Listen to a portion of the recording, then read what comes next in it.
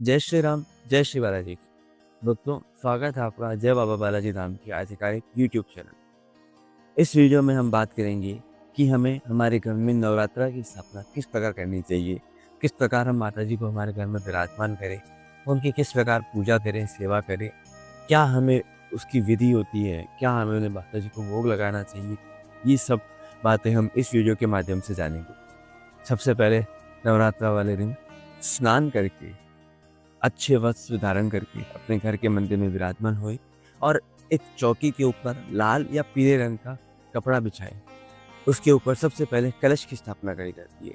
कलश की स्थापना करना नवरात्रा में बहुत ही शुभ माना जाता है और अत्यंत आवश्यक भी माना जाता है। तो सबसे पहले हम कलश की स्थापना करते हैं। उसके लिए हमें उस चौकी के ऊपर थोड़े से गेहूं या फिर चावल, जिन्हें हम अक्षत भी बोलते हैं, उसे चावल को बिछा लेना होता है। उसके ऊपर एक मिट्टी का कलश, मिट्टी के कलश के ऊपर स्वास्तिक बना करके उस कलश को हम उन चावल के ऊपर विराजमान करते हैं और कलश पे मोली से गांठ बांधते हैं, मोली बांधते हैं और एक नारियल नारियल लीजिए। नारियल के ऊपर लाल कपड़ा या फिर जो चुन्नी आती है माता जी की, वो लाल चुन्नी बांधकर उसके ऊपर मोली बांधकर उस कलश के ऊपर उस नारियल की स्थापना करते हैं। ध्यान रखिए कि जब आप कलश की स्थापना कर रहे होते हैं तो आपको उसके साथ में आम के पत्ते या फिर अशोक के पत्ते अवश्य लगाने होते हैं। ऐसा करने के पश्चात कलश के अंदर पानी भर के और आप अपने नारियल की स्थापना कर दीजिए। इस प्रकार आपका कलश स्थापित हो जाता है।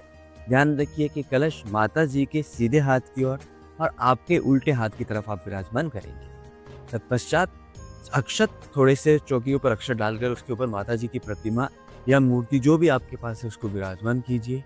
माता जी को कुमकुम और हल्दी का तिलक लगाइए। माता जी के जो वाहन होते हैं सिंह, उनके ऊपर भी हम कुमकुम और हल्दी का तिलक लगाते हैं। माता जी को लाल रंग की चुन्नी उड़ाई जाती है। चुन्नी उड़ाने के पश्चात एक मिट्टी का पात्र लीजिए जिसके ऊपर हम जौ बोते हैं।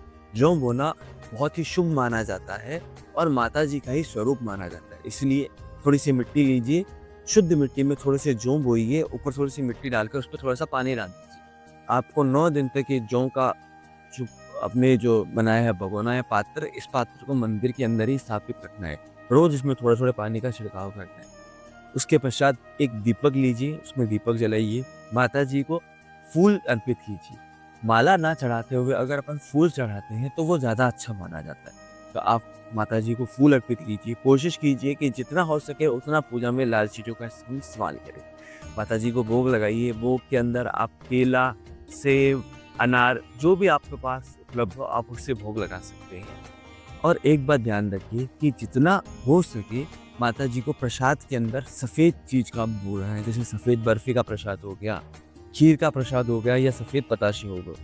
ये सब माता जी के लिए प्रसाद के लिए रखिए और दीपक वगैरह जलाइए। ध्यान रखिए जब आप नवरात्रा की स्थापना करते हैं तो प्रथम दिवस कम से कम पहले दिन तो आप माता जी की जोत अवश्य लें। कई स्थानों पे 9 दिन जब नवरात्र चलते हैं उस पूरे पावन पर्व पे जोत ली जाती है।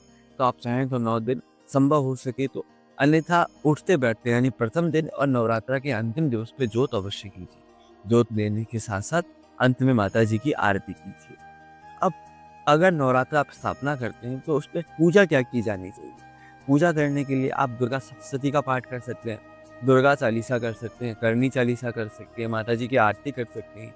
जो भी दुर्गा माता की पूजा आपके गुरु परंपरा के अनुसार या आपके घर की परंपरा अनुसार चली आ रही है, आप भी कर सकते हैं। साथ साथ एक बात का अवश्य ध्यान रखें कि नवरात्रा के दिन जो 9 दिन चलते हैं ये बहुत ही शुभ और पावन माने जाते हैं। तो आप कोई भी तरीके का संकल्प करके अगर आप कोई पूजा करना चाहते हैं तो भी आप इसमें कर सकते हैं।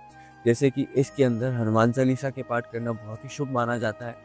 अखंड रामायण का पाठ, जो 9 दिवसीय रामायण जिसे हम कहते हैं, रामचरितमानस का पाठ, ये भी बहुत शुभ माना जाता है। गुरु मंत्र का जाप भी बहुत शुभ माना जाता है। ये सब आप इस नवरात्र के अंदर पाठ कर सकते हैं। इस प्रकार से आप नवरात्र स्थापना अपने घर में कर सकते हैं।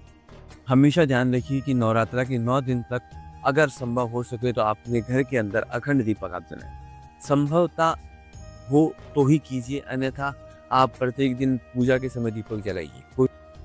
एक बात विशेष तौर पे जो हमें ध्यान रखनी होती है कि नवरात्रा के 9 दिन तक जो पूजा विधि मैंने आपको बताई, अगर ये करना संभव ना हो सके तो भी भाव की प्रधानता हर जगह गिनी जाती है।